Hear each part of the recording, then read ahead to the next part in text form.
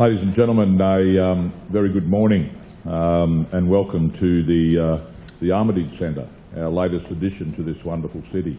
And isn't it a great auditorium? This is the Toowoomba Hospital Foundation Pure Land Learning College Research Scholarship Grant presentation. I'm so delighted that everybody could take time this morning to come along. It's indeed a very special occasion for us at the Foundation. We've had an association with the Pure Land Learning College now for over 13 years. And during that time, the Master, Venerable Chin Kung, and the Venerables and the members of Pure Land Learning College have made considerable donations to the hospital foundation in relation to education and for research. And it's just wonderful. The Master travels the world, as we know, and it's just wonderful to have him in our city. And we feel so very privileged to have him here this morning as part of our presentations. There's only been the odd occasion that the Master has been home, and we wanted to make it special for him. Before I do the introductions, I should introduce myself. I'm Peter Rukas, the CEO of the Toowoomba Hospital Foundation. And first and foremost, I would like to recognise our traditional owners of the land, the Jibal and Jarrawa people, for the elders, past and present, and thank them for the opportunity to be here and be on this great land. Ladies and gentlemen, it is very important to recognise our heritage and our culture.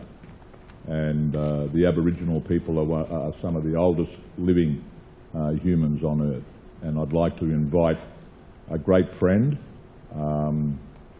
who has made himself available this morning to come and welcome you to country. He is Uncle Darby McCarthy, and I'd like Darby to come forward and welcome you all here this morning on behalf of the Indigenous local people here on the Darling Downs. Welcome, Darb.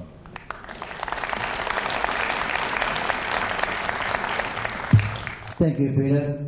It is a great honour to welcome you here to Pure Learning and for the Hospital Foundation. I was talking to Chancellor John Dornbush outside, and I said two very important issues for all, education and health. Learning is a very important part of us, and for this, the foundation, Peter is chairman of, invited me along to acknowledge the Jibal and Jarrawa people. I'm here to do that, and for the carers of this part of the country, the Jibal and Jarrawa people, welcome to our little camp here, and we welcome all past, present, and future. The Jibal and Jarrawa people, and I believe that we've got our locals doing a little bit of a dance here later on, the Kumo dances, so I'm sure you will enjoy them. Thank you very much for inviting me along, and most welcome.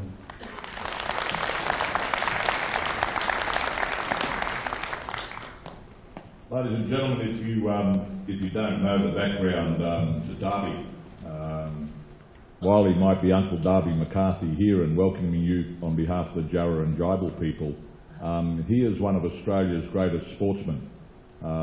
He was a jockey of extreme skill. He's a life member and been inducted into the Hall of Fame of the Victorian Racing Club, and he has been duly recognised. And I think sometimes we forget just how good this guy is.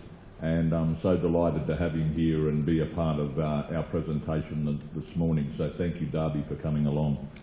Now, ladies and gentlemen, I've got a surprise for the Master. I don't know that he really expected this, and I don't know if you expected it, but I'm very delighted to introduce you to the Kumadidgeri Art and Dance Group led by William Holt. So, ladies and gentlemen, would you please welcome our Indigenous local dancers.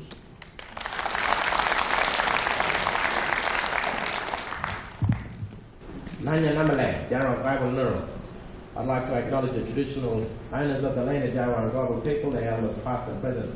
I'd also like to acknowledge my people and our dancers people, the Kuma tribe of Southwest Queensland, and also my father's people, the Murrigan people of Southwest Queensland. So now what I'd like to do is introduce my dancers, Jake and Heath.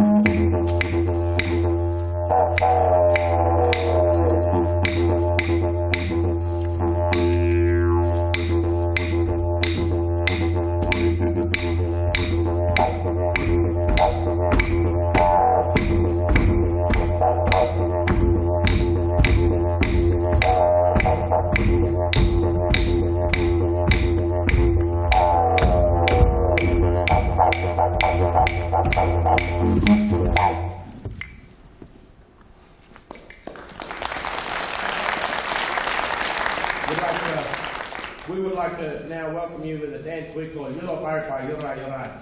It is a song that welcomes the people and everybody's spiritual ancestors here to this place where we gather. Yura Parpa, people of the sand and the sea.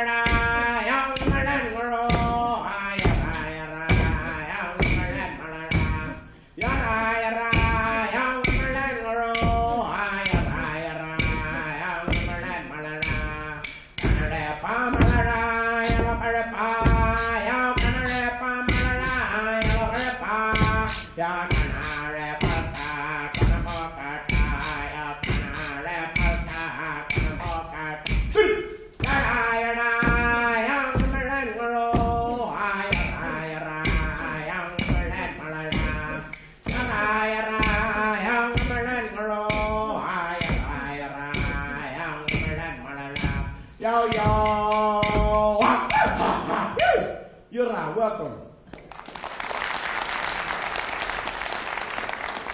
Next, we would like to do a dance for you.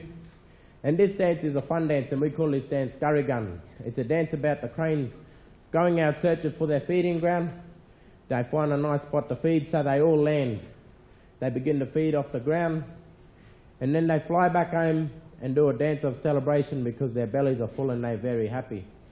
We also do this dance as a fun dance to get all our young ones up when they start walking, and they'd always like to jump up and copy their uncles and their aunties and all their big cousins when they start probbering, and so this is the way we teach all our dancers.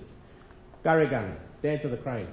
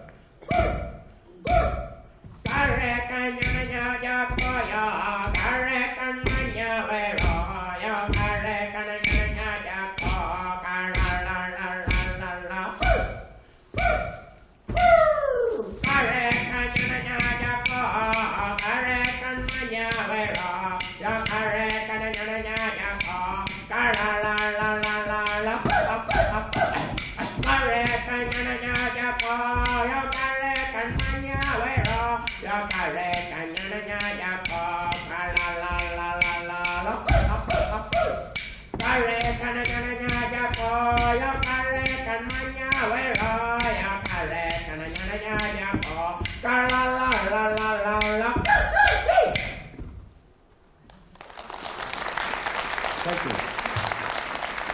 The last dance we're going to do for you is a dance called Garo. And we do this dance to acknowledge and represent the Learn Curlew, which is a really important dance for the Whanamukka people of North Stradbroke Island and Moreton Bay, where I learned and got permission to do these dances from. This dance, Garo, dance of the Learn Curlew.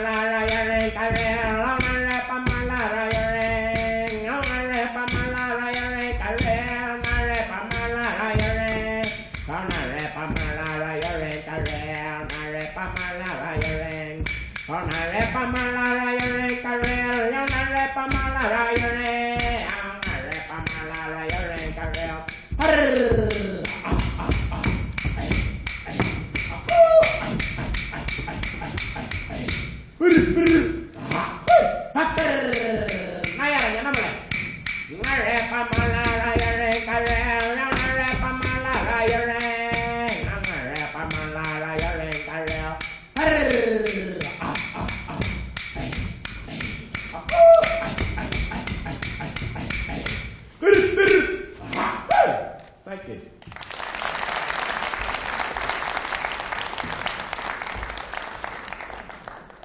Thank you, William, and thank you to the Coomerdidge dancers. Ladies and gentlemen, once again, would you please put your hands together for the boys. Celebrating our culture and our heritage is very important, as I said before, and the didgeridoo is one of the oldest instruments, if not the oldest musical instrument in the world. And again, sometimes we forget just how important our culture is here in this great country.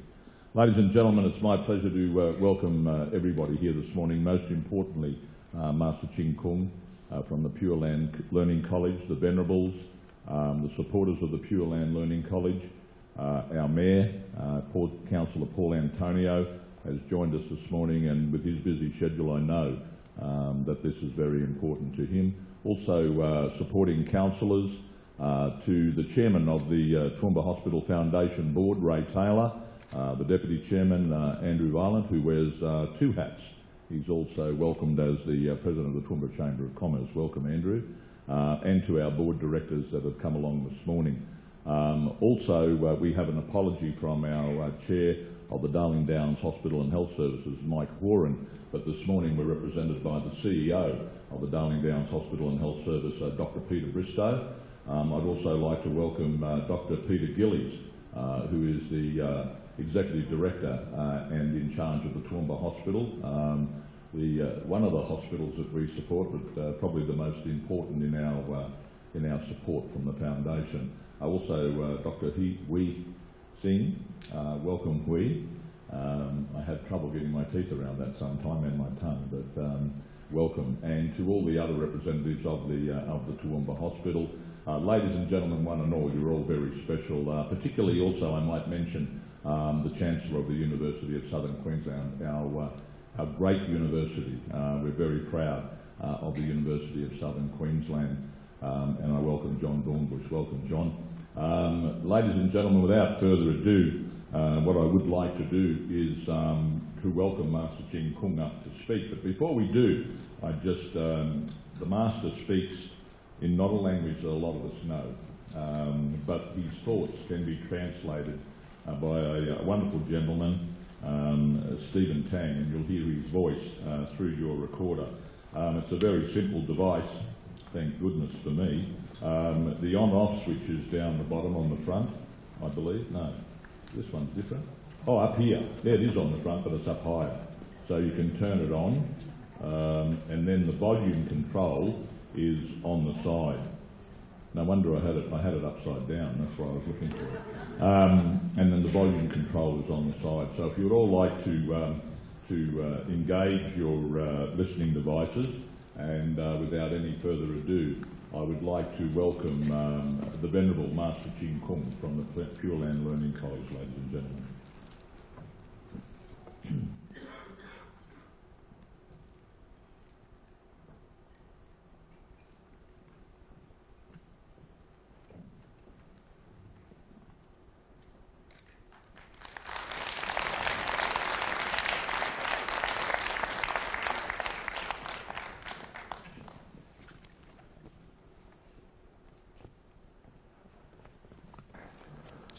，Respected Mayor Paul Antonio, Mr. Peter Rukas, the Chancellor of University of Southern Queensland, Mr. Mr. John Dornbush, distinguished guests, morning.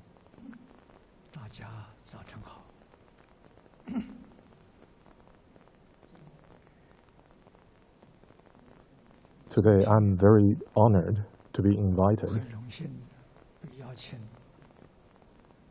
to share a few thoughts with so many friends here today.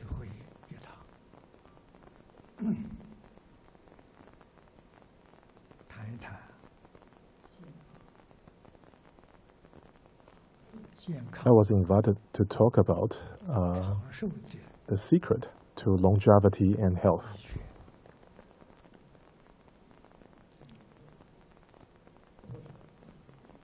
Over the years, many friends have asked me the same question. Perhaps it's my image. I look healthy to everyone.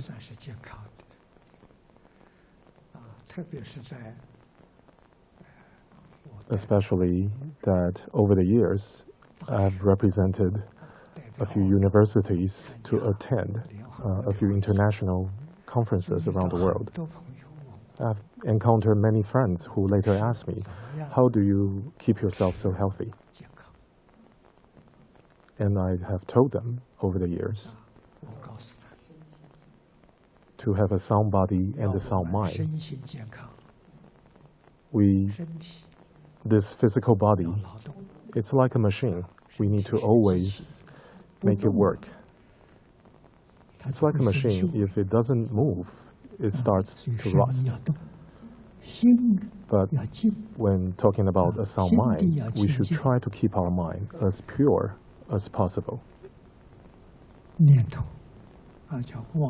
So all of us, we have wandering thoughts in our mind. If we can keep it as low as possible, it will be best if we can totally eliminate our wandering thoughts. So our mind is always pure. Then not only will we have a sound mind, we will have a sound body.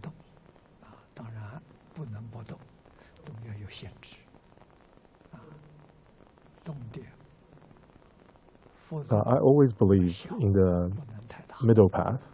So when we do exercise to our physical body, don't overdo it. That's one of the key. I have immigrated to Australia for nearly 13 years already. Prior to coming to Australia, I was always invited to come to Australia, roughly for a duration since 10 years prior to immigrating to Australia. And every year I will come here and give lectures for about 1 month.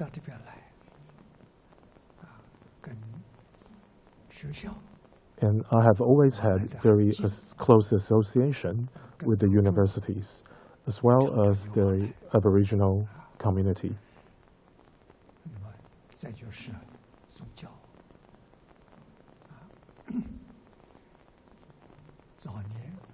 In 1998, 1999,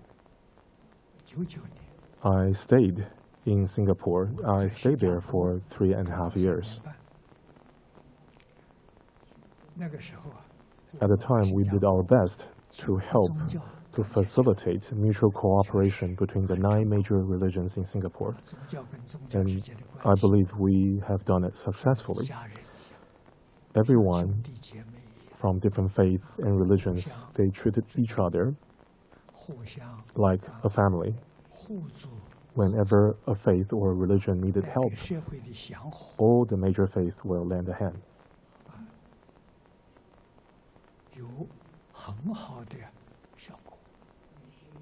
And this has generated tremendous influence to a lot of people in Singapore. And at that time, the Australian immigration ministers, he heard about what I have done in Singapore, and he invited me to immigrate to Australia and perhaps do the same for the Australian community. And here I am. I eventually chose Toowoomba as a place to establish the college. Although, yes, in Brisbane we have an association there, but the headquarters is actually in Toowoomba. A lot of people have asked me over the years, why did I choose Toowoomba? I believe Toowoomba is a perfect place for a modern person who wants to cultivate, to better oneself. This is the perfect place to do it. At the time when I first came to Toowoomba 13 years ago, there were only about 80,000 people living in the Toowoomba Central CBD.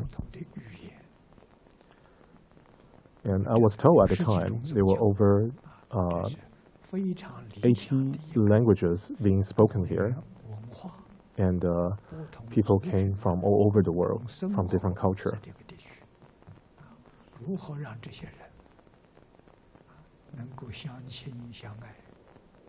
So how do we facilitate an atmosphere where everyone will treat one another like brothers and sisters? We can live together like one family.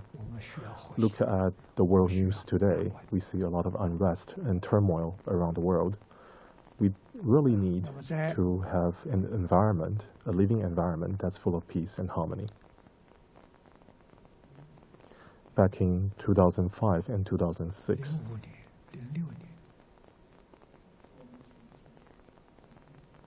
we initiated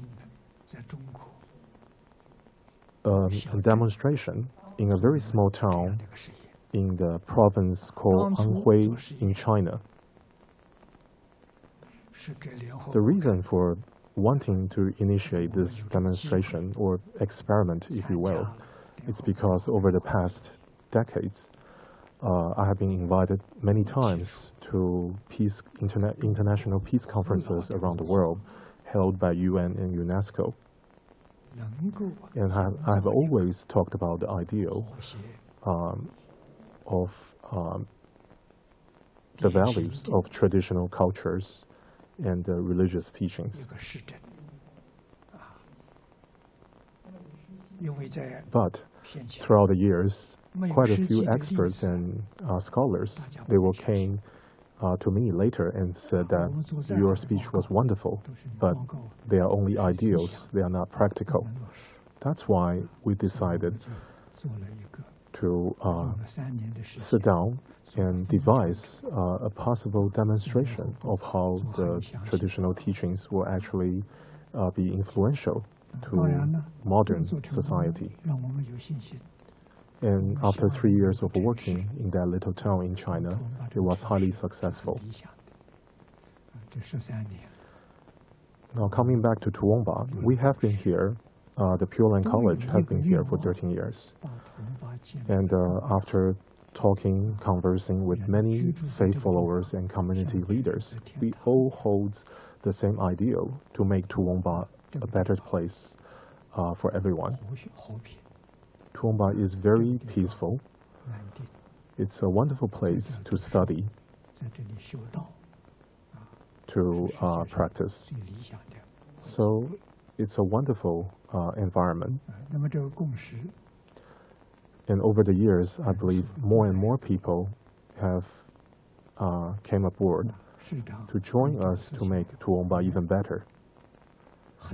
With the support from the mayor,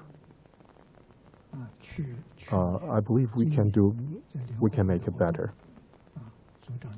Since last year and May this year, we were invited to go to UNESCO headquarters in Paris to present what we have achieved in Toowoomba.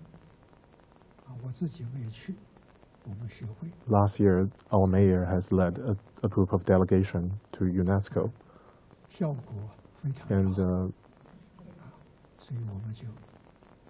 we would like to continue this effort and make Toowoomba really a model city for everyone to look up to. I believe in order for this to work, we must emphasize education. From a religious point of view, I believe religious education is paramount as well.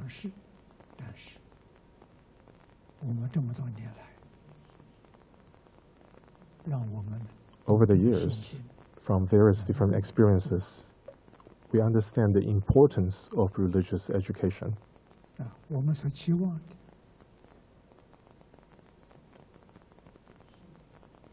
We hope we can bring true happiness, stability to everyone's life, and everyone can enjoy health and longevity throughout their lives.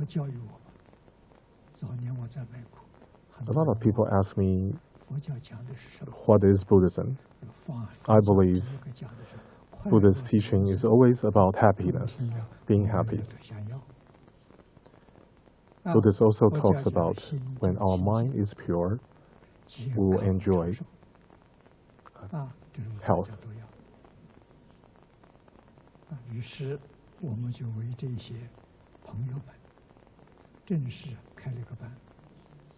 I still remember when I was first approached by a group of friends about how to become more happy, healthier. Then we started a series of lectures always held on Saturday. Basically, that class talked about how one should interact with another, how to make our life filled with happiness and fulfillment.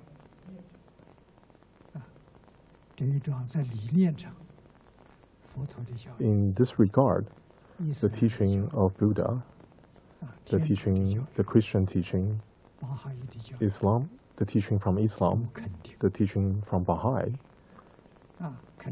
from many other faiths as well, we all are sure and we confirm that there is one true God. There's only one creator of this universe. So as faith followers, what do we need to do? Buddha has said it very clearly.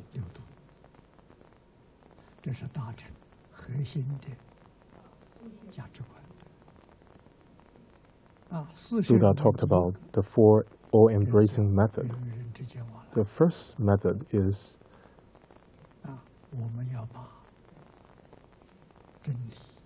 we need to share and introduce the ideal of universal love, compassion. Share that ideal with everyone. And the first method that we need to do is the practice of giving. This is very similar to the 6 paramita talked about by the Buddha as well. The practice of giving has many levels of definition. For the Mahayana Bodhisattva, it is actually giving up or letting go of afflictions. But let's go back to the four all-embracing method. The first method is the practice of giving. We should try to invite our friends to join us as much as possible. We need to interact with everyone as much as possible. We need to give each other gifts as many times as possible. This is basically the meaning of the practice of giving.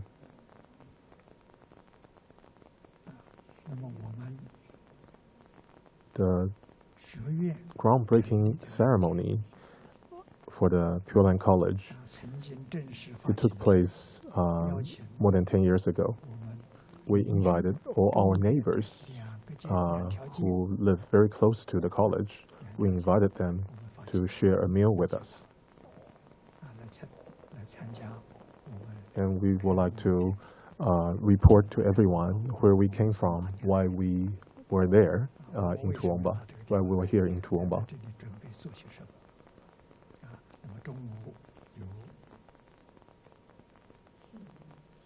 And at the end of that report, we had a vegetarian banquet for everyone.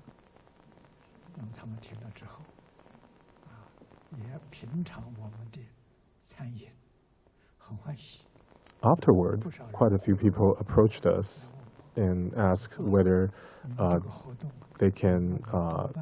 whether we will be able to host such meal sharing event more often in the future, because they thoroughly enjoy the vegetarian food. So from then on, every Saturday we have always hosted Saturday friendship dinner. We welcomed everyone to join us, and we're like a huge family. And we have been doing that for the past 13 years. In this friendship dinner, I believe we are adhering to the Buddha's Four All-Embracing method, the first method, the practice of giving.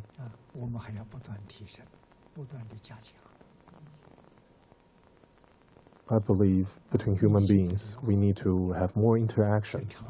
We need to have more mutual understandings. And I truly hope that religious teachings can bring peace, harmony, health, and happiness to the society. The practice of giving, talked about by the Buddha in the 6 paramita, is more profound than the simple act of giving. It comprised and embraced a different level of giving. The 6 paramita is really the way how a true practitioner will practice. In this giving, we not only try to do what's best for us, we strive to do what's best for all others.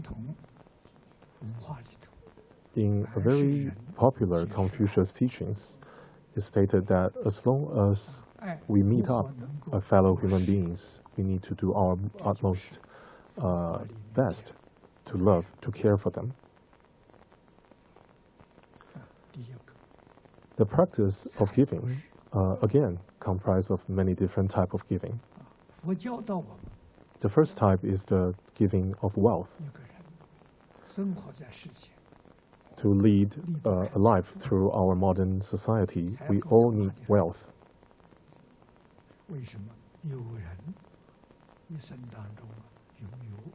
And we do see a lot of wealthy individuals in our society today. Buddha taught us, why is it that a particular person is more wealthy than the others? His teaching was this. All of us have past, present, and future generations. There is a cycle of rebirth. In the Chinese community, most Chinese, at least, believe in rebirth. And a lot of people believe in fate. And there's a saying that our destiny has been pre-written, and we cannot change that. So, if we put that aside now and look at our surrounding, we see some people are extremely wealthy and some people are poor. We each seem to have a different fate. But according to Buddha, this fate is not decided by God.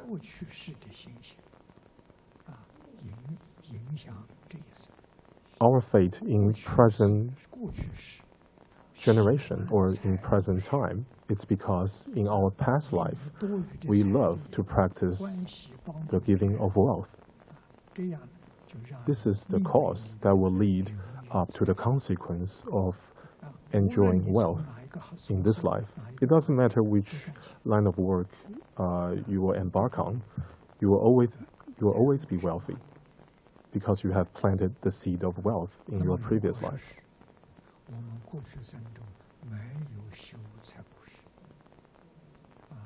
If in our previous life we haven't planted the seed, which is the giving of wealth to others or sharing of wealth with others, then in this life we will not have the cause of being wealthy.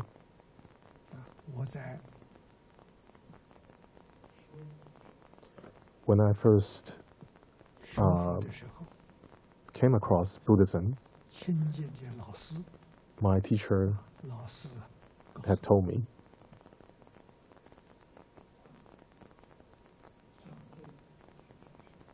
and I believe he told me the truth. He saw me as who I was, and he told me that I had not planted the cause to become wealthy in this life. I'll be poor, and I was a very selfish person before. So in this life, I have no wealth to speak of. But I did, in previous life, love to teach others. So I have a bit of intelligence for this life. I'm willing to teach others. Then lastly, there is the third kind of giving, the giving of what the Buddhists will call fearlessness. When we donate medicine, when we help others, make others comfortable, this is the giving of fearlessness. And my teacher told me, if you haven't planted the cause in your previous life, you can do so start in this life and remedy the situation. I told him I didn't have any money with me when I was at that time, when I was much younger. And he told me, if you have 1 cent, do you have 1 cent in you? I said, yes, I do have a cent. Do you have $1? And I answered, $1, I can probably do that. And my teacher told me that as long as you hold a mindset to wanting to give, whenever you see the opportunity arises, you do what you can within reasons to give, to share your wealth. And that's where I started the process. And I believe it is working perfectly. I've been learning, I've been practicing this for 63 years.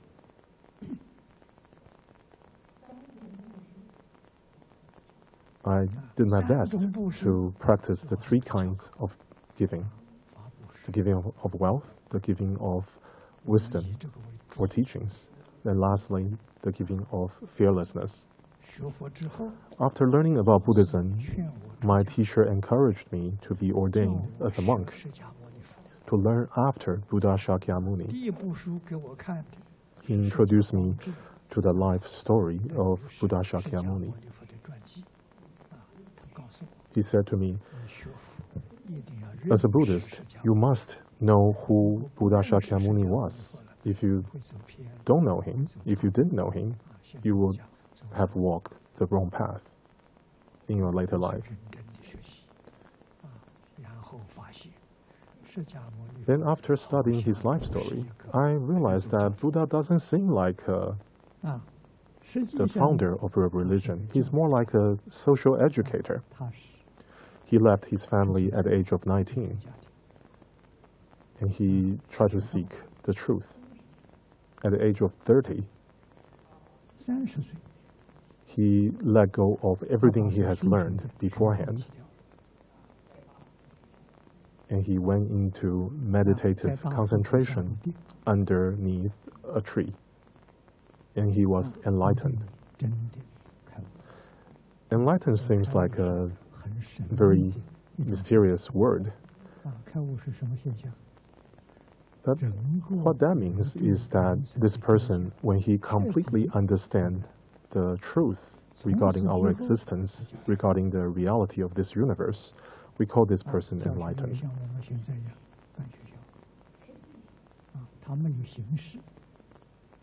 So Buddha Shakyamuni started his life of teaching since then.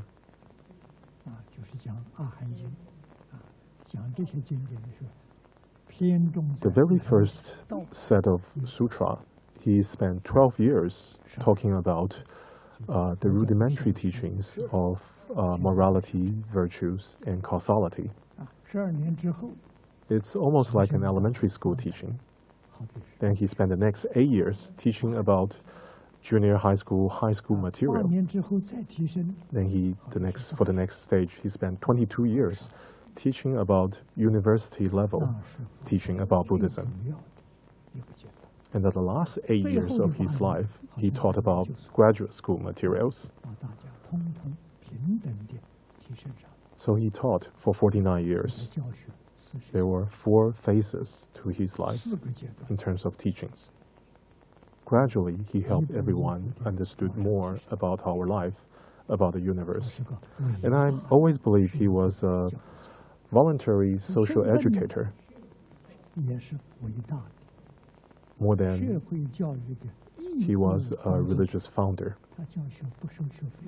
Of course, like all religious founder, he never charged any money, and he never cared to distinguish who is learning from him.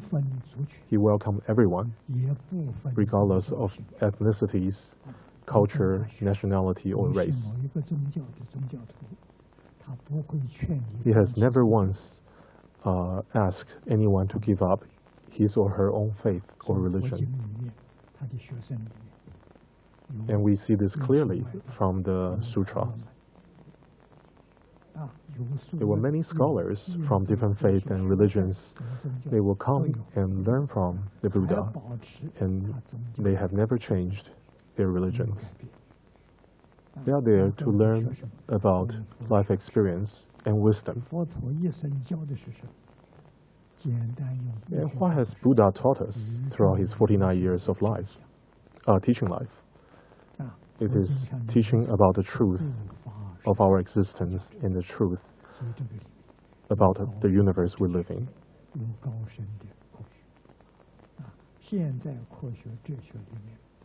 I believe the philosophy given to us by the Buddha is of the highest form of philosophy that's available to humanity. And I believe in 20 to 30 years,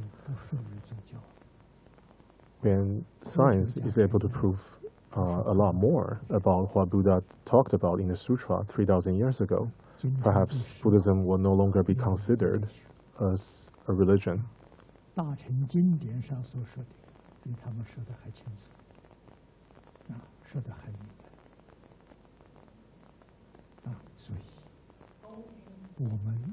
So it's difficult sometimes to grasp some of the more profound teachings from Buddhism.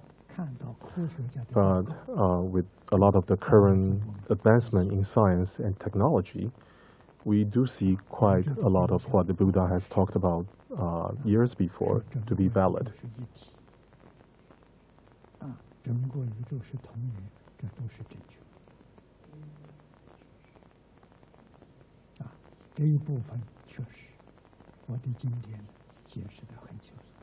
The Buddha talked a lot and very profoundly about who we are, why we are, we share the same living entity.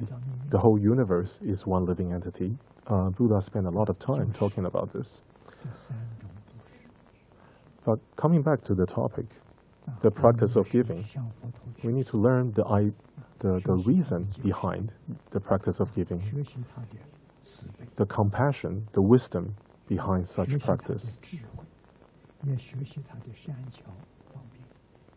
When we practice the giving of wealth, we will gain wealth.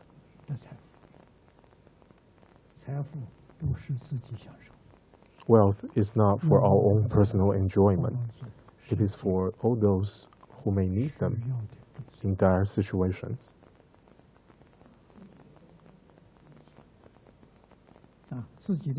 We should keep our personal life as simple as possible. Quite a few people ask me, I look healthy, and they ask me for my age. I remember when I first went to a UN-organized peace conference representing the Griffith University. And later, I remember there was another gathering. I was representing the University of Queensland. I was 75 that year.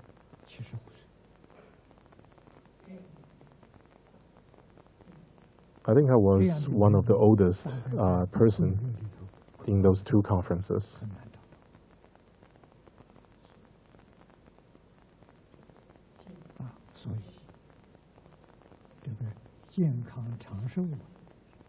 So most people actually cared about why I am able to keep myself so healthy. They don't really care so much about what I talked about. So here's my secret. Firstly, being a vegetarian is a very ideal practice. It helps greatly towards our health, to me, being healthy.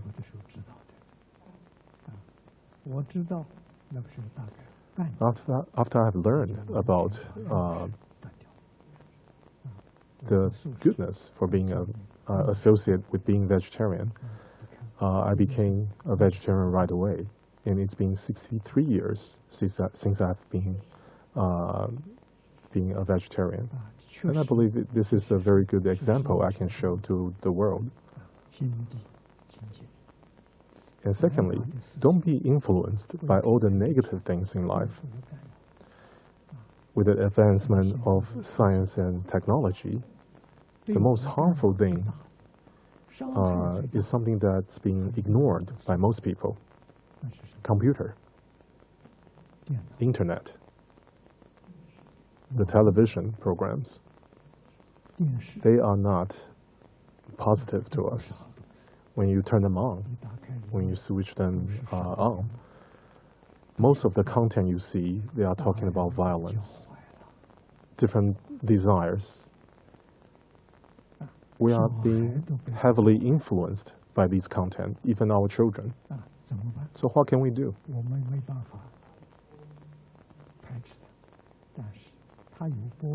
Yes, they have the right to broadcast, but we have the right to refuse to turn on my TV set. For over 50 years, I have not watched a single television program, and I do not look at the content on the computer, the internet. And I try to leave my mobile phone whenever I can. So no one will call me. Maybe once a week, once or twice a week, the mobile phone will reach someone, usually not me, and then I will receive the phone calls. And where I live, I don't even have a telephone, a landline. So no newspaper, no magazines.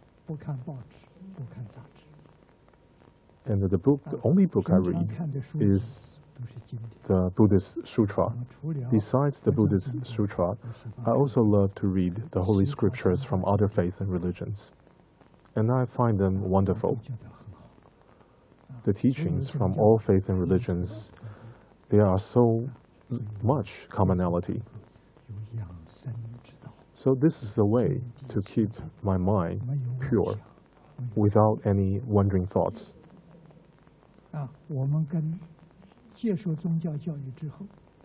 So when learning about religious educations, we try to understand the message from God. And when practice, we need to act as a messenger of God to help others gaining happiness and fulfillment. As a Buddhist practitioner, I believe the Buddha has explained it well. Where does pain and suffering come from? It's because people don't understand where they come from, the truth about life and the universe. Once we understand that, one would have gained happiness and fulfillment. Our surrounding may be full of contaminations, but my mind is not contaminated. If you ask me, where is heaven? Where is what the Buddhists will call the Western Pure Land? Well, here is Pure Land. Here is heaven, to me. I'm not in the middle of chaos.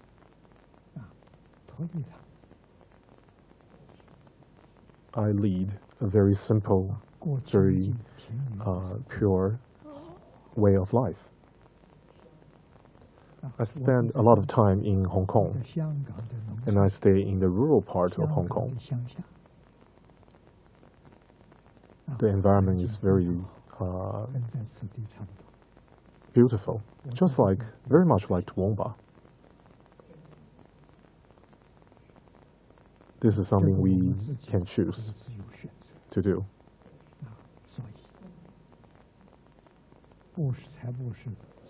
So, the practice of giving wealth.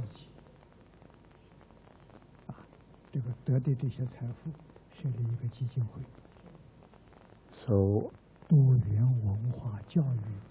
I have set up a foundation, a multicultural, multi-faith education foundation. The donation will go in there to do what we are doing now. And then as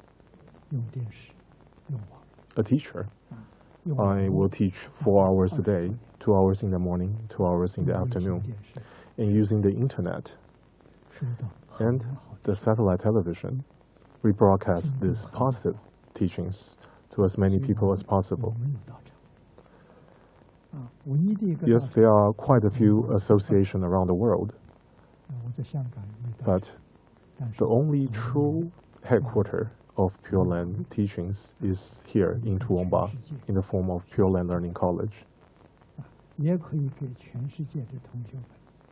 And through the use of internet, I will teach and interact with many teachers, many students from around the world through the internet. I don't have to leave my recording studio.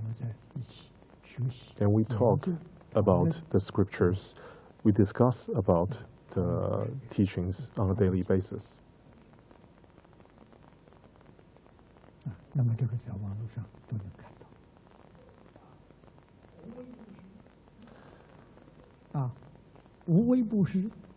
In terms about the giving of fearlessness, I was asked by a reporter from the Chronicles just moments ago. She asked me why did I wanted to donate to the hospital foundation. Such donation, the donation of medicine, the donation of such knowledge, is to give fearlessness to everyone. Why am I healthy? It's because I donated all my future medical expenses to all who needs it right now. So I won't be needing medical expenditure in my future.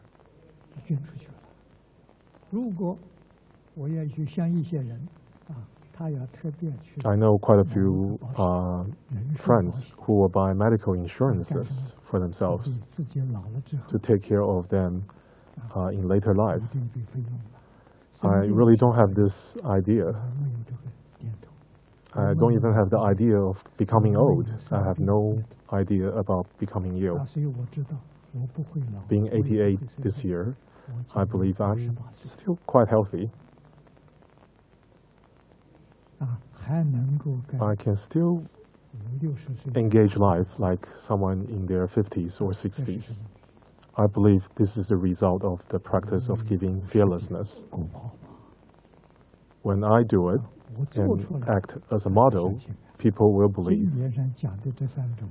A lot of time people listen to my lectures, they say, what you are saying is ideal, it's not practical. But for me, I practice them every day, and it's truly useful to me. And I believe the teaching from the Buddha are full of truth. So the practice of these three givings is what I have done throughout my life. The giving of wealth will gain one wealth.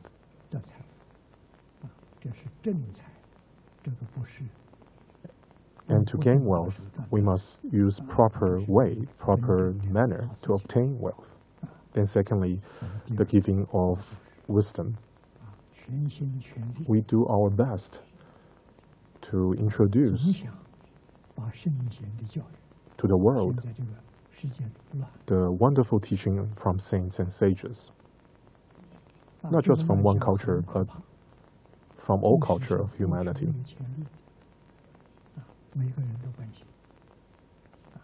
I have met up with many national leaders from around the world. We see that the world is going through unprecedented chaos and turmoil. A lot of people have lost hope for lasting peace and harmony. I believe the answer is yes. Turmoil and chaos is caused by humanity, and humanity can undo what it has done. When we understand what is negative in our life, let's let them go.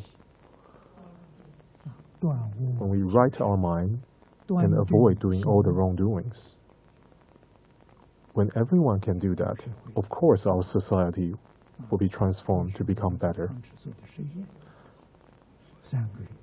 Back to the experiment I talked about in China in 2005 and 2006. Only after a few months of teachings of virtues and morality, the small town has changed drastically. This time, when coming to Tuongba, I have met up with many good residents from Tuongba. We all share the same aspiration to make Tuongba a better place, to make Tuongba the first multicultural model city of peace and harmony. The ultimate goal is to not only influence people of Tuongba to enjoy a better place, but with this model, we influence the rest of the world.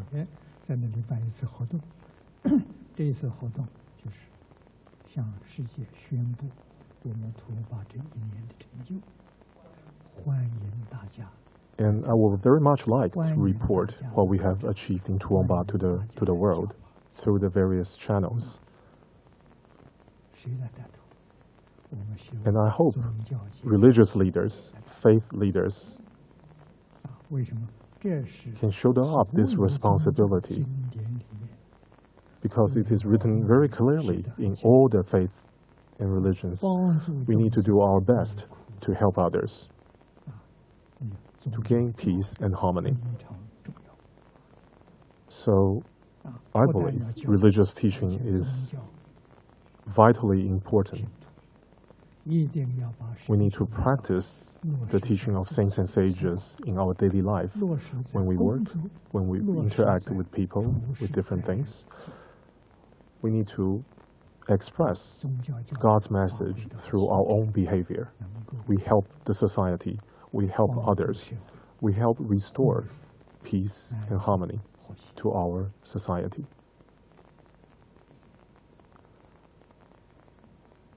这些年，我们很用心来学习传统的 For the past 10 years, we have done our best to learn from various different traditional cultures. We understand the values of traditional culture and its 传 teachings. 统文化保存的最完整， As a Chinese 是在中国 descendant, I know more about Chinese culture and history, 特殊的 and I believe Chinese has kept the most complete history and its teachings, 因 and it's able to preserve them in a relatively good condition until today. 跟200年 And I also believe the Chinese language is a rare treasure to humanity. 那么中国表意的这种文字，它不受 It's a language that transcends space and time. 不受时间限制，就是即兴 People who wrote an article 2,000 years ago, it can be understood by people today who study this 不 language. 会把意思解锁。 Even 3,000 in the 再传 future, 下去3000 people who study the Chinese language can still understand this article. 也不会 They will not misunderstand it. 解释错。 This tool, this language, I believe, 在世界上 it's very unique to the Chinese language. 独特的。因为过去罗素 Arnold Toynbee 他们的都是 has 常 suggested 他们认为 the same. They have made the same comment in the past. 世界语言最理想的 These scholars believe that 跟文言文 Chinese, this language, is a wonderful tool to preserve 中国 human wisdoms and knowledge. 自己不知道珍惜，我们也把它丢 But regrettably, we see that even the Chinese has gradually stopped learning this traditional language 自己 starting about 100 years ago. 传统的这个汉字文言文 So there are not that many people, 已经 racial-wise, who can read the classical Chinese language. 外国人。我 I 曾经 visited 访问过美国 universities in the US, 英国的大 in 学、 UK, and 法国的大学， in France. And I made a point to visit their sinology study schools and department. 他们有能力 And many of these European scholars, they can read fluently the Chinese, they can read 你们学的 without any 学的 difficulty the classical Chinese language. 他告诉 And when I asked them how long did it take for them to learn this language, most of them answered 3 to 4 years. 他就学会了。 So with 3 to 4 years study, they can 50 absorb 年的智慧， the 4,000 or 5,000 years of all the experiences, knowledge, and wisdom from the Chinese culture. I believe it is 身 worthy of our time. 对我们家庭幸福、社会安全、 From these 自 teachings, 强， there are ways that will help our family 所有的国 to 家 lead a 族群 happier family, 等对 to make our community 相处， better, and to better govern our country, and to make lasting peace for the 这 world. 些典籍统统保存到今天，没有遗失掉。 A very famous encyclopedia, it is called The Four Branches of Literature. 大图书馆 It is still being perfectly preserved in the Chinese community. 会要 This encyclopedia comprises of all the most important literatures for the last 3,000-4,000 years. 所以今天我们谈到健康长寿延伸到 We're talking about 家 the 庭幸福、 practice of giving, 安全、国家 and 富强世界和平。 we shouldn't focus on our own personal health. We should focus on the health of the family, our community, our nation, and the world. 可以做到，只要我们认真努力。I believe there are ways for us to improve everything in our life. If we are willing to take the time to do what we can, to contribute what we can, then let us do what we can so that Australia will lead the world in terms of bringing in a new movement of peace and harmony to everyone.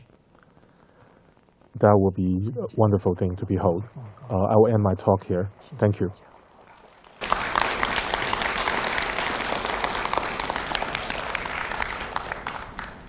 Thank you, Master. Your words of wisdom are boundless, and your philosophy of giving is truly remarkable. Ladies and gentlemen, can I tell you that in the time that the Master came to Toowoomba in 2001 and to this very day, the Pure Land Learning College have donated over $1.5 million to the Toowoomba Hospital Foundation for learning and for teaching in the area of health and research. And I think that's a magnificent contribution to our city and to our health department. And the generosity continues. The Master has assured me on a number of occasions, Peter, we will donate every year. And I think that's just a magnificent gesture. And it is true of his philosophy, of the Master's philosophy of giving. We're very fortunate to have some of the words of the Master that have been presented in a framed certificate that hangs very proudly in the offices of the Toowoomba Hospital Foundation. And while the words may be in Chinese, the words in English say it all. And I believe it's a great philosophy and one that we should all follow. And the Master has said, let love to meet the world. And I think we'd be a hell of a lot better place if that was to happen. And thank goodness that we have the Master and the Pure Land Learning College with us here as part of our community in Toowoomba. Thank you so much, Master Ching Kung. Thank you. Ladies and gentlemen, we now go into the presentation of the certificates and to announce our recipients of research for the last year. And I'll ask the Master to present the certificates to our recipients in that regard. Ladies and gentlemen, the first of our recipients goes to Dr. Nigel Ganji, experienced researcher, and the whole team will come down and collect the certificate. So would you please welcome Ganji and his team. A retrospective cohort study to examine the clinical efficiency and effectiveness of the Toowoomba Hospital Geriatric Adult Rehabilitation and Stroke Service model of care. The grant is for $26,855. The Geriatric Adult Rehabilitation and Stroke Service model of care was initially implemented in 2012 and allowed for the redesign and expansion of the subacute services within the Toowoomba Hospital. Using a retrospective cohort pre- and post-implementation methodology, the proposed project aims to examine the clinical efficiency and effectiveness of the model of care, and this will be measured against the service objectives and the key performance indicators. Ladies and gentlemen, please congratulate Dr. Ganji and his team with their research award.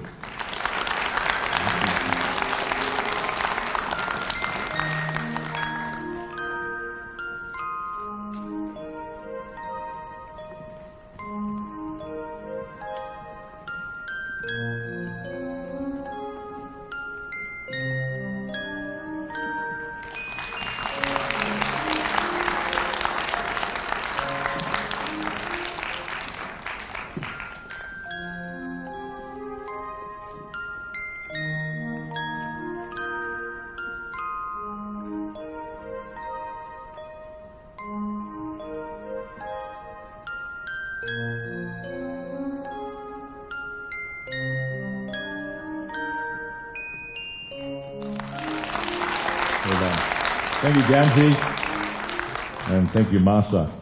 Our next research award is for a novice researcher, Ms. Deborah McKenzie.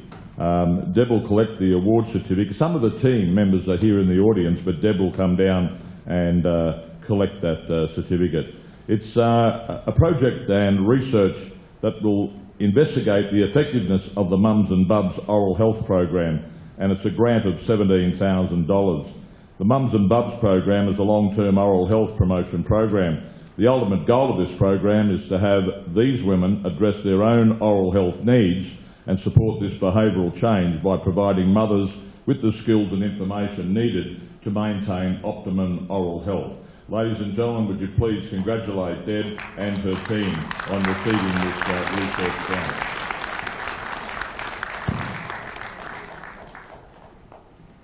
I might add that the program has been running in Toowoomba for a number of years, and the proposed study aims to examine the efficiency of the program and the efficacy and increasing oral health knowledge and status in participants, and to evaluate whether the program meets the needs of the community. And it's particularly important during the mum's pregnancy and into the future.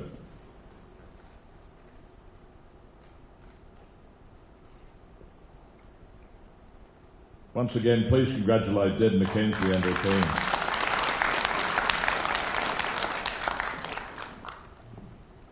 Ladies and gentlemen, our next researcher and the grant, Dr. Martin Lowe and his team. Dr. Lowe is attending the Australian Orthopaedic Conference in Melbourne, and he apologises. Dr. Deborah Carroll will come down and collect the certificate for Dr. Martin Lowe. Dr. Carroll did a lot of the behind-scenes work getting this project up and running, so she's very important in that regard. I'll tell you about the project. It's the analysis of the MAP screening tool in triaging patients with hip and or knee arthritis at the public hospital orthopaedic outpatient clinic.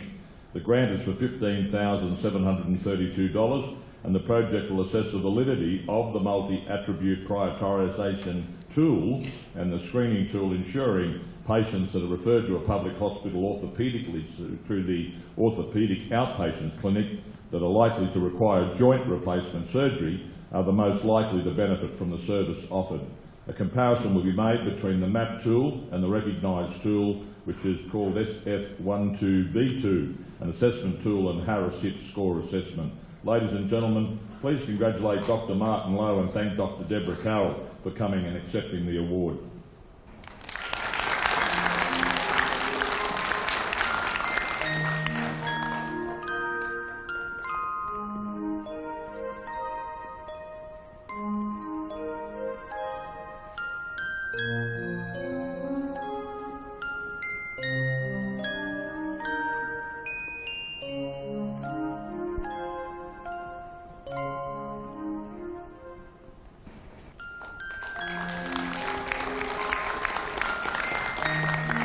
Thank you, Deb.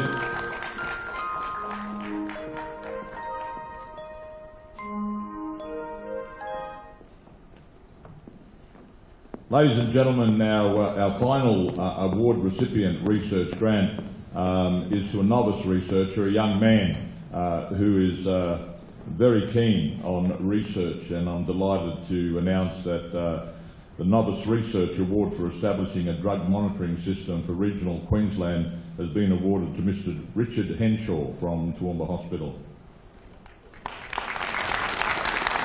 The grant is for a little under $10,000, and substance use and harm in regional areas is often an ignored issue, with little systematic monitoring of trends in use and harm. This project aims to establish an annual drug monitoring system in regional Queensland specific to the Toowoomba area, including establishing data collection systems where necessary. This system will provide area-specific information on trends in drug use and harm and inform strategic responses. Ladies and gentlemen, please congratulate Richard Henshaw.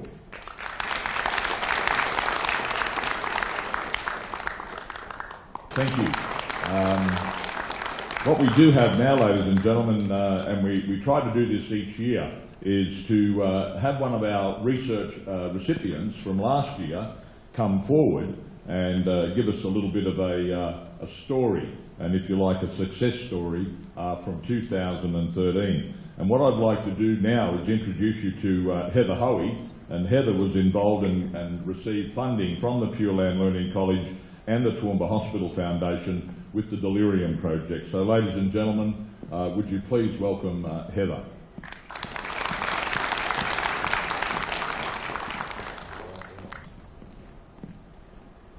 Good morning, my name is Heather and I lead a multidisciplinary team in delirium research.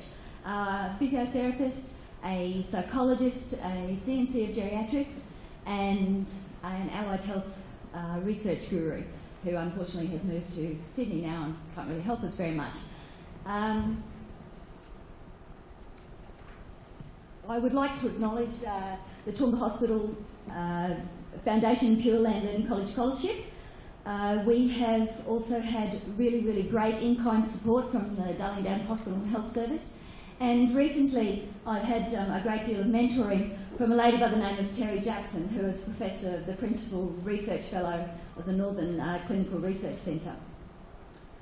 In 2012 we conducted a clinical audit, and this was backed up by a Toowoomba Hospital Service Review into delirium prevention. It identified a number of basic deficits. Formal baseline cognitive function wasn't conducted. Staff had knowledge deficits about screening, prevention and management of delirium. They lacked organisational policy, structured processes. Excuse me. So we came up with a charter looking at a need to ensure that education regarding prevention, detection and management of delirium at Toowoomba Hospital was multidisciplinary. Central to this was the identification of suitable stakeholders, engagement and enlist support for the Toowoomba Hospital Delirium Group. We were actually a group of researchers that started from the bottom. A lot of change starts from the top and trickles its way down to the masses. But we're actually base grade clinicians, and our changes worked from the bottom up because we saw that there was a need for change and that we could do things better.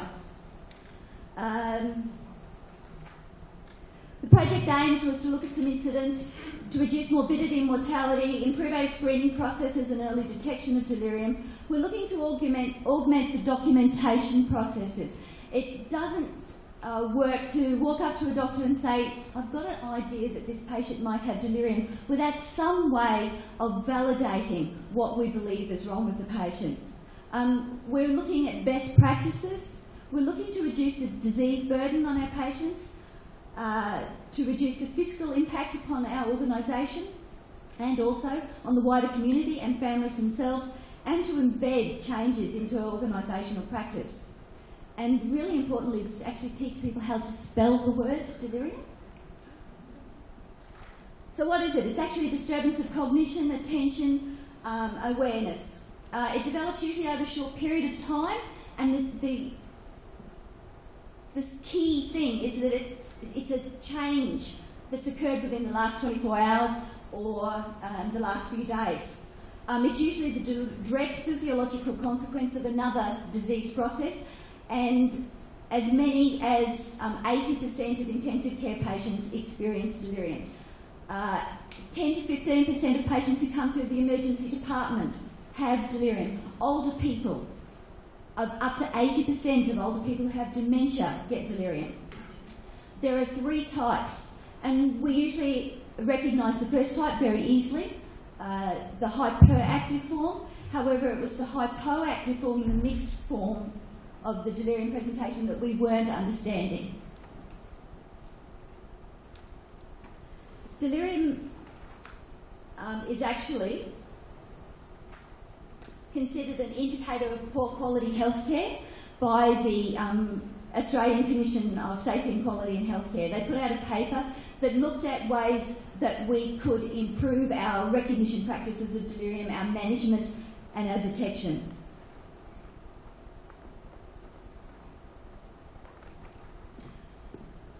I really like this slide. It's really busy. And what a guy decided to do with a group of his mates was put together a concept map of all the contributing factors and causative agents of delirium. And it looks like a bowl of spaghetti. And this guy's Italian, so So I reckon that's a pretty apt description. It's a breach of the blood-brain barrier for whatever reason. There are a lot of causes of delirium. We do know that there is increased morbidity, so death, increased mortality, increased length of stay in hospital, increased costs. It's an independent predictor of mortality and long-term cognitive dysfunction. We used to think that it was just something that happened and then went away just as quickly. However, we've been able to see that delirium persists sometimes up for 6 months and up to years after the initial presentation. But multidisciplinary management is the key. Physiotherapy, early mobility, good nutrition are key to the resolution and prevention of delirium. So we did a survey that looked at identifying practice deficits and knowledge deficits. We had a pilot survey conducted in intensive care and within the allied health, and then we conducted it across the Toolmba Hospital service. The information was put into Excel and exported to SPPS for statistical purposes. Look, data collection occurs on a daily basis in any organisation, and it's huge. And trying to tease out little pieces of data were a lot more difficult than I anticipated. So the gross numbers of delirium are still being collected, and with information about age and demographics, gender as well. Stakeholder identification for a base grade nurse was a mammoth task. A hospital is a bit like that bowl of spaghetti with lots of arms going out everywhere, and it's really, really important that you consider the various effects on each and every part of an organisation. Managing staff buy-in was an interesting concept. There are different types of change. A guy by the name of Rogers identifies different attitudes amongst people who are subjected to change. There's those who are innovators, there's early adopters, there's the early majority, there's the late majority and the laggards. We don't even worry about the late majority and the laggards. We just concentrate on those early adopters and the innovators. Bottom-up implementation was a key to actually engaging staff buy-in.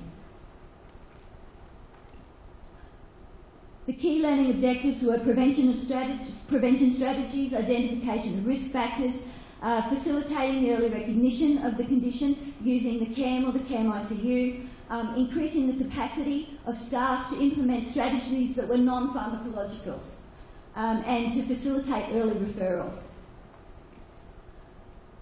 When staff are looking to be convinced that there's a need for learning, there needs to be an element of control over that learning. And we need to facilitate different learning styles and the way different people learn.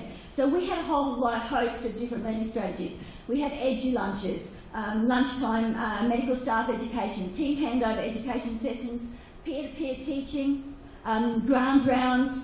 We had district clinical staff orientations. We've had mandatory training opportunities. We've had fact sheets, learning packages, PowerPoints, brochures. Looking at getting champions in each different professional group, which having a multidisciplinary research team made it a whole lot easier. Laminated bed charts, medical records, computer screensavers that went district-wide. Branding. Branding was huge. I'm known as the Delirium Queen. And when I go out into the wards, people know me as the Delirium Queen, and I've got a T-shirt on the back that tells everyone that I'm really keen on best practice delirium care for our patients. And I wished I'd invented this, do the 5. So when I go to staff, I talk about the important 5 things we need to do when we do observations and clinical recording of patients' vital signs. So it's temperature, pulse, blood pressure, BP and cognition. So we're going to do the 5. We talk about the canary in the cage. In the old days, when they went down the mines, they had a canary in a cage and a long stick, and if the canary fell off its perch, it meant that the air was bad inside the coal mines.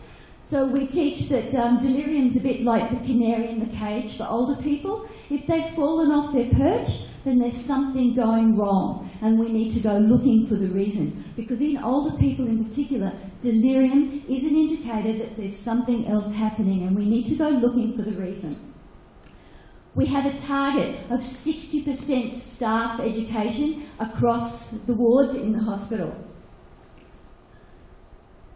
We teach them how to diagnose delirium using the CAM assessment method. It's something that's done really, really quickly. Anybody can learn it. Doctor, nurse, allied health, dietetics.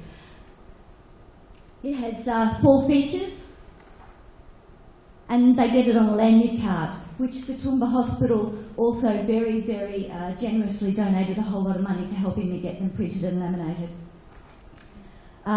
The screen that you see now actually shows the percentages of staff according to their ward area that have attended training, and we're doing really, really well. The yellow ones is orthopaedic. Crit care is in the blue, and some of the other staff, medical unit 1, medical unit 2, and the rehab ward are sitting at about 50%. So since we've aggressively started targeting staff education in the last 3 to 4 months, we've managed to canvass at least 50% of the staff, and that's huge. We developed a delirium prevention, detection and management kit. In it has a DVD with a lot of PowerPoints on it. It's got the procedure, it's got PDFs that staff educators can print out of the posters, the patient brochures, the lanyard cards that they can get printed at their own companies. The delirium kit itself is actually supported by a whole host of really, really clever and smart people. Position statements put out by the Australian New Zealand Society for Geriatric Medicine, the Australian the ANHAC clinical practice guidelines. The New South Wales Department of Health has an ACE program working with older people in hospital. There's the Help a Hospital Elder Life program that came out from the States. In Wales, they've got something called the Delirium Room, and we have used probably all the best and put it in to produce something that's specific to our needs and for our organisation. We also were very honoured to receive funding from the Toowoomba Hospital Foundation once again for a co-location strategy for patients with delirium. We've been able to show that patients who are co-located, who have delirium, so in other words, they're placed in a higher nurse-to-patient ratio in an area specific to their cares, we've been able to show that they experience fewer clinical incidents than patients who have delirium outside of the co-location strategy. And that was funded by, as I've said, the Foundation and also Toowoomba Hospital itself. We've done a whole lot to embed what we're doing into organisational culture. I'm very naive and thought that I could get this done in 12 months, and it takes a long time to generate change that becomes part of everyday practice. The desire to do it best by our patients is in all nurses. It's important that we've ensured that there's an identified resource person, and we've just found out that our CNC geriatric nurse, her position has been made permanent, so that there will always be a resource person for patients with delirium when I move out of the delirium project and back into intensive care. The adoption of the delirium kit by the entire district of Darling Downs Hospital and Health Service is another way of ensuring the sustainability of the project. The delirium best practice has also been adopted as an organisational goals for some of the wards in the hospital as well. So the advantages of what we've been doing, it's a bottoms-up approach.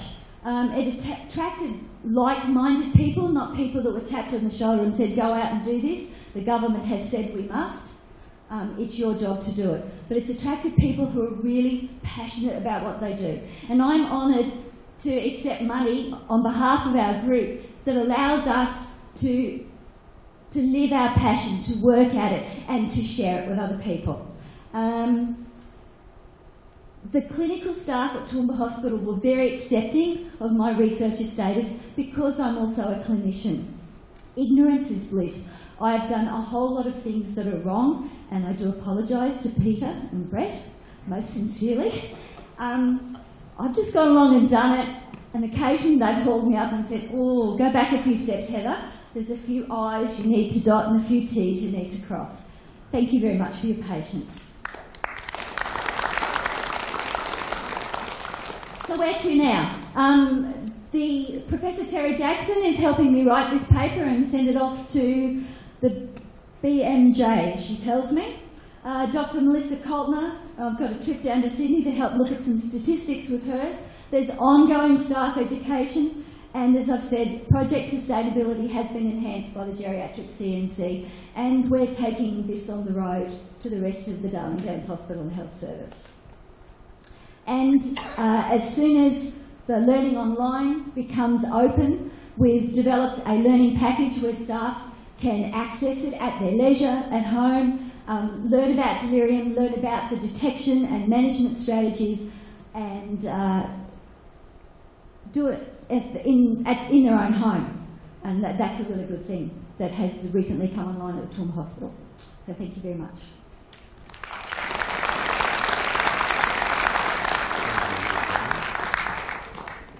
Ladies and gentlemen, I'm sure you can see the enthusiasm and just how much this lady has put into this project, and the foundation is very privileged to support her with the Delirium project.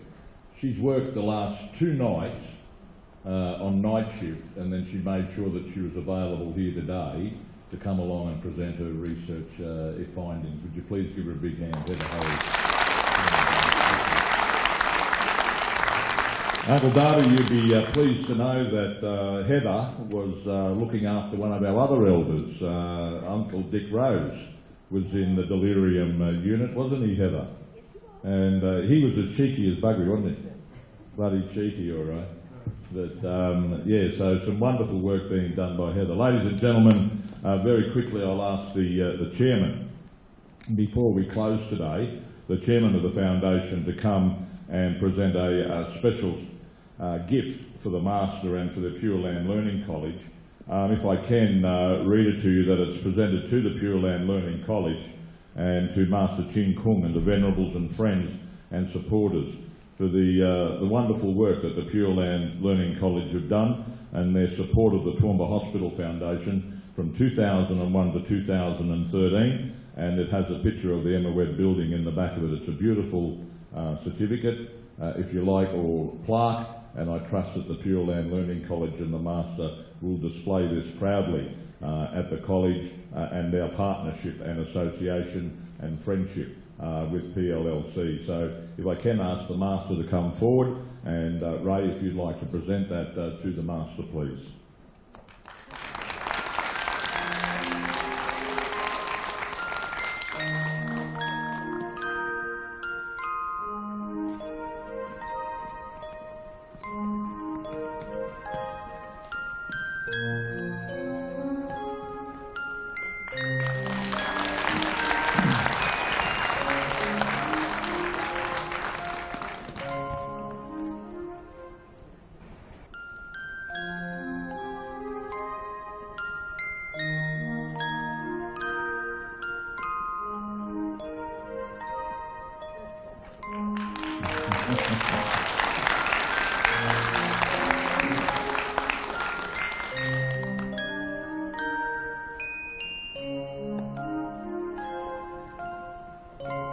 I can tell you one thing for certain, that if you make a presentation and give a gift to the Master or the Pure Land Learning College, you'll be assured that there'll always be a gift in return. You cannot, there's no way that you could give a gift and not for them to give something to you. They are such giving people. They are so beautiful, and we're so privileged to have them as our supporters, our friends and our partners. Ladies and gentlemen, thank you one and all for coming this morning. The Mayor giving up his time, Uncle Darby, the Coomadidge Art and Dance Group, the board of both the Foundation and the hospital, our researchers, and go to it and do the best that you can. With your research, we wish you well, and I know that the Master is very proud of what you're doing as far as education is concerned.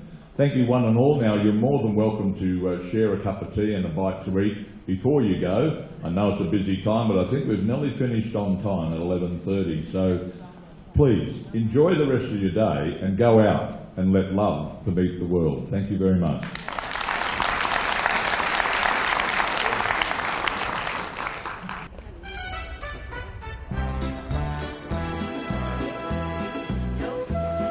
Hello, how are you? Good to see you again.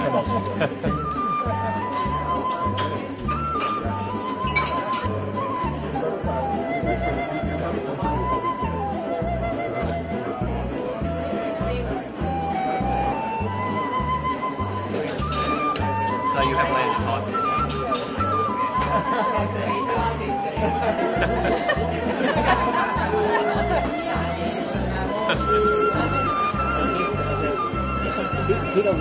Look here, please. 1, 2, 3.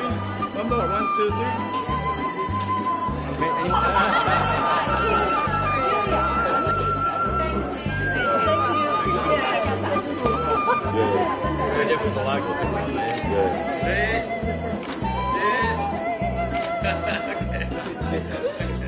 You sit.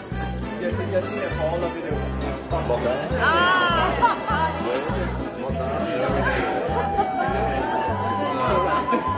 What are we doing here? How about that? I'm not holding your hand, Peter. Is that okay? Yeah, all good.